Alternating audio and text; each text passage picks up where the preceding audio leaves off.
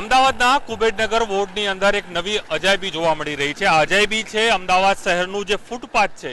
ફૂટપાથની સાથે જ મહાનગરપાલિકાનો વીજ પોલ છે અને આ વીજ પોલની પાસે એક બાંધકામ થયું છે અને તે બાંધકામના ઓનર પણ જોડાયા છે.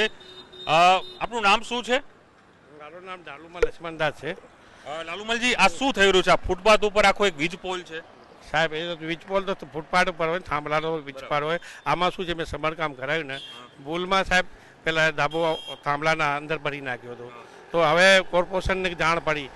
કોર્પોરેશન મારા પાસે આવી, મને નોટિસ આપ્યું, મને કીધું આટલું તોડી નાખ. તો સાહેબ હું તોડાઈ રહ્યો છું.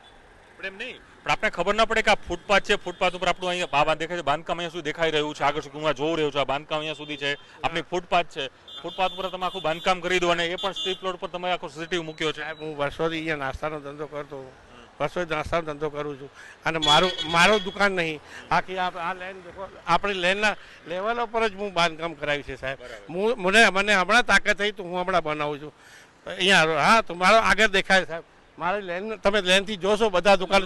મંજૂરી લીધી હતી એમસી ની? મેં મંજૂરી મારી એપ્લિકેશન 6 મહિના પહેલા કઈ છે મંજૂરી આપી હતી એમસી વાળા? હા, એસ્ટેટ વિભાગ અધિકારીઓ આવ્યા હતા, જોવા આવ્યા હતા, વિઝિટ કરવા? જોવા વિઝિટ કરવા આવ્યા હતા. એને ખબર હતી કે આ પોલ બની રહ્યો એને આ બહાર કાઢ્યો તો મને કેવા આવ્યા કે તમે ખોટું કરી છો, કાપી નાખો. અત્યારે કેવાય હમણાં?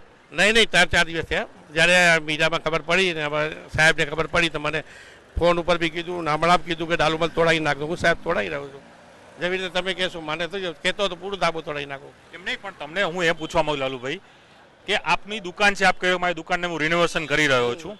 સવાલ એ છે કે ફૂટપાથ છે, ફૂટપાથ ઉપર એએમસી નો વીજ પોલ છે, વીજ પોલ ઉપર આપણે ખૂબ બાંધકામ કરી નાખો, એમાં સીસીટીવી પણ લગાડી દો. સાહેબ, હમણાં ધાબો જ ચડાવી છે.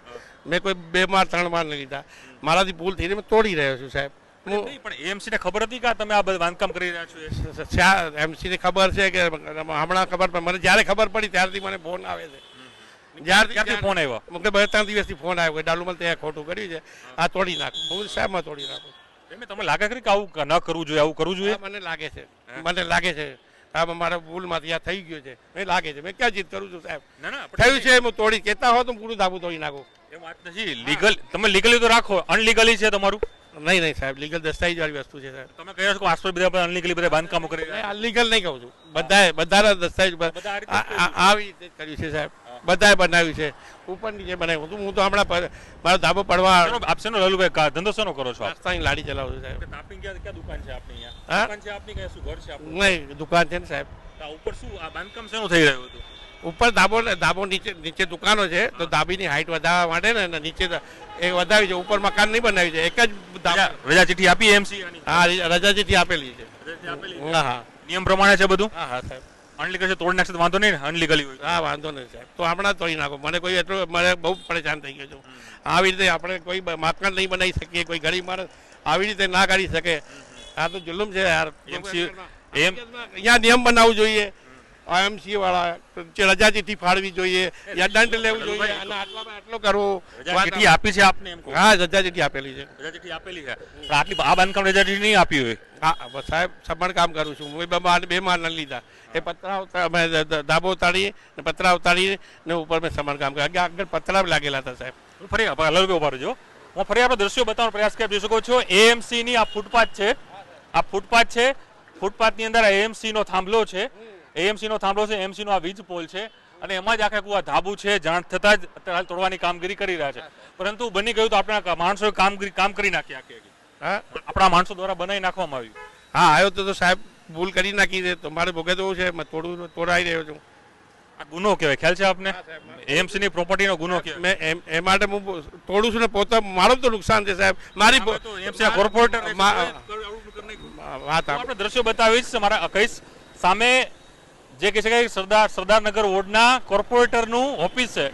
એક્ઝેક્ટ એની સામે આ પ્રકારનું ગેરકાયદેસર બાંધકામ થયું. એટલે આ ભાજપના કોર્પોરેટરો પણ ક્યાંક આમાં ઇન્વોલ્વ હોય તેવું લાગી રહ્યું છે, કારણ કે એમની સામે આ ન દેખાણું, અરજી પણ ન કર્યું. ફરી હું આપણે દ્રશ્યો બતાવીશ.